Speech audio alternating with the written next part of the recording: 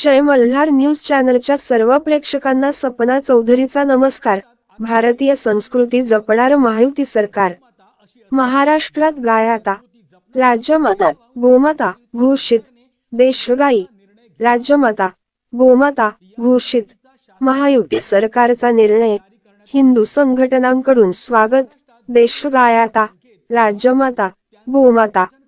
पशुपालकांना प्रति गाय 50 रुपये अनुदान। प्रत्येक जिल्ह्यात गोशाळा पडताळणी समिती। महाराष्ट्रात आता देशगायींची ओळख राज्यमाता गोमाता अशी असेल।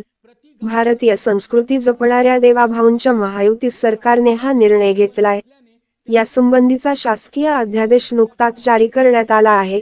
महाराष्ट्रात देशगायींच्या संख्येत वाढ करून त्यांचं संवर्धन करण्याच्या दृष्टीने देशगायींच्या पालनपोषणासाठी पशुपालकांना प्रेरित करण्यासाठी हा महत्त्वाचा निर्णय घेण्यात आला आहे।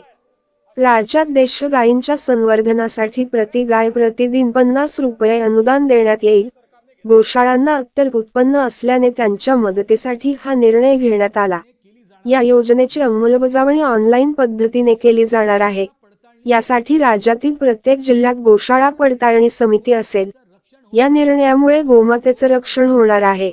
गायीला गोमातेचा दर्जा देण्याची प्रलंबित मागणी महायुती सरकारनं पूर्ण केल्याने हिंदुत्ववादी संघटनांनी महायुती सरकारचे आभार मानले आहेत।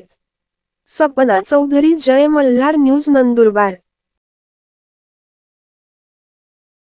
महाराष्ट्रात आता देशी गायींची ओळख राज्यमाता गोमाता अशी असेल। भारतीय संस्कृती जपणाऱ्या देवाभाऊंच्या महायुती सरकारने हा मोलाचा निर्णय घेतला आहे।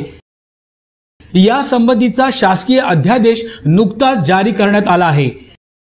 महाराष्ट्रात देशी गायींच्या संख्येत वाढ करून त्यांचं संवर्धन करण्याच्या दृष्टीने देशी गायींच्या पालन पोषणासाठी पशुपालकांना प्रेरित करण्यासाठी हा महत्त्वाचा निर्णय घेण्यात आला आहे।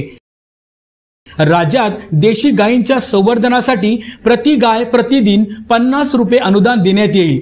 गोशाळांना अत्यल्प उत्पन्न असल्याने त्यांच्या मदतीसाठी हा निर्णय घेण्यात आला आहे। त्या देशी गायीचं संवर्धन झालं पाहिजे म्हणून हा दर्जा देण्यात आलेला आहे। आणि एवढंच नाही तर ज्या ठिकाणी पांजरपोळ आहे, ज्या ठिकाणी व्यवस्था आहे, अशा ठिकाणी देशी गायीच्या चाऱ्याकरता मदत करण्याचा निर्णय देखील राज्य सरकारने घेतलेला आहे। या योजनेची अंमलबजावणी ऑनलाईन पद्धतीने केली जाणार आहे। यासाठी राज्यातील प्रत्येक जिल्ह्यात गोशाळा पडताळणी समिती असेल। या निर्णयामुळे गोमातेचं रक्षण होणार आहे।